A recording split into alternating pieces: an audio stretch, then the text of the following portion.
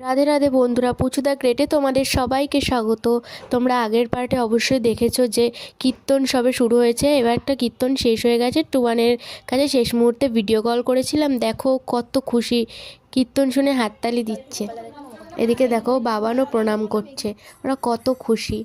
টুবান এখানে থাকলে কতই না মজা হতো।